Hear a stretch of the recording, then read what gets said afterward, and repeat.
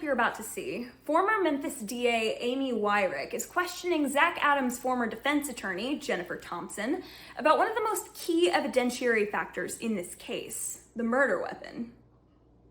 To give you a quick context on a nuanced but paramount issue, the state claims that Holly was shot in a different location from where her remains were found, by Zach Adams with a .32 revolver. A .380 pistol was never offered as the murder weapon, even though a single .380 auto shell casing was found mere steps from Holly's skull, which bore a bullet defect measuring 0.36 inches in diameter. That matters because a .380 auto bullet has a diameter of 0.355 inches. So a skull is found out in the woods, nowhere near any homes or target shooting, bearing a 0.36 inch bullet hole, lying next to a shell casing for a handgun with a 0.355 inch bullet. This is also the same spot where Holly's phone stopped for half an hour within the first hour of her abduction. And we're supposed to believe that isn't the murder weapon? There better be a compelling reason to think otherwise. Let's listen to Miss Weirich's reasoning as she questions Jennifer Thompson. Do you remember Marco Ross testifying? The No. medical examiner, I'm sorry. The medical examiner? Yes, ma'am. Yes. And I'm sure he was on the stand for quite some time. Is that fair to say? Yes. And do you remember his testimony? He was asked by, I believe, Mr. Christensen. Direct examined him. Do you remember Mr. Christensen? Yes. Okay. He direct examined him and said, well, actually, this is Dr. Ross answering.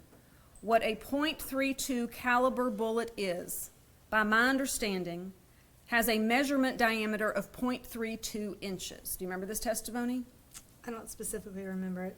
By converting to inches, the size of the defect in the back of the skull, that's about a 0.36 inch defect. Do you remember this? It's in the transcript. Do you remember this testimony? Page number from 1147. I did go back and review his testimony before I came to testify today. Okay, so you remember this. Well, I don't remember specifically question for question, but yes, I remember them talking about the diameter and the size of the bullet diameter converted Okay. to English, from metric to English measurements. Again, what page? 1147. May I continue, Your Honor? By converting to inches, the size of the defect in the back of the skull, that's about 0.36 inch defect. So anything 0.36 or smaller could have caused that defect.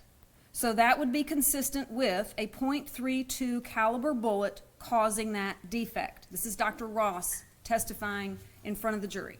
Yes. Okay. And then General Christensen follows it up with, so anything larger than a .36 would likely not have caused that wound.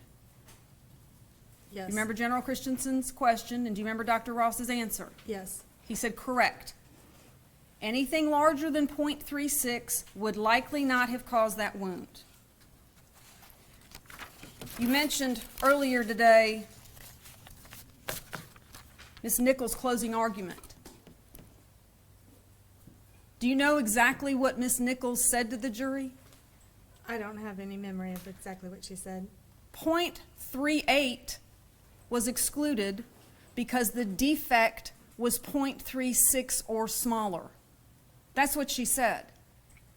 That's consistent with what Dr. Ross testified to, isn't it? I don't have independent memory. I mean, you're telling me what he said. I don't specifically remember what numbers he testified to. Do you take issue with the transcript and record of the trial of State versus Zach Adams? No. Do you agree with me that .38 is bigger than .36? Yes. Ladies, come on, you're making us look bad. My mentors and the Trial and Error co-hosts, Dr. Katie Spurko and Dana McClendon, feel strongly that women should be competent in basic math and comfortable around firearms. Now I see why. This is a .380 pistol. Unlike a revolver, when this thing fires,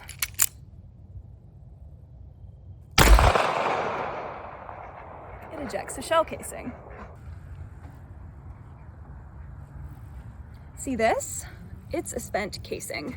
Revolvers, like the state's .32 supposed murder weapon, don't eject these. They keep it locked inside the cylinder. So the .380 shell casing found right next to Holly's skull, that tells us a pistol was fired at that location. So this is a .380 auto round. As you can see, that more copper color underneath the shell casing, which is gold, that copper color is the bullet. As you can see, the shell casing has a wider ridge to it, and that keeps it in place within the pistol. And this is what a spent shell casing looks like on its own, and you can see it's empty because the bullet's out of it. So why this is relevant in this case is because Marco Ross, the medical examiner, he testified in this case that since Holly's skull had a bullet defect that measured 0.36 inches, any bullet that was larger than 0.36 inches would be excluded. It couldn't have been the bullet that shot Holly, in other words.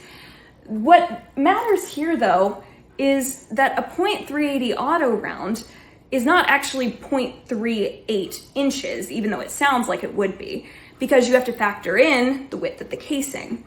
The bullet on its own is actually only 0.355 inches, which, when taken like that, sounds like a perfect match for a 0.36 inch bullet hole. But at trial, prosecutor Jennifer Nichols told the jury that the .380 had to be excluded because, quote, .38 is bigger than .36. No, Jennifer Nichols, no, Amy Weirich, that is not how numbers work. Now, Zach and Dylan Adams are sitting in prison, while the person who fired a gun that left a shell casing just like this one by Holly's skull is walking free. So, Amy, would you agree with me that a .36 is bigger than a .355? Pretty close, huh?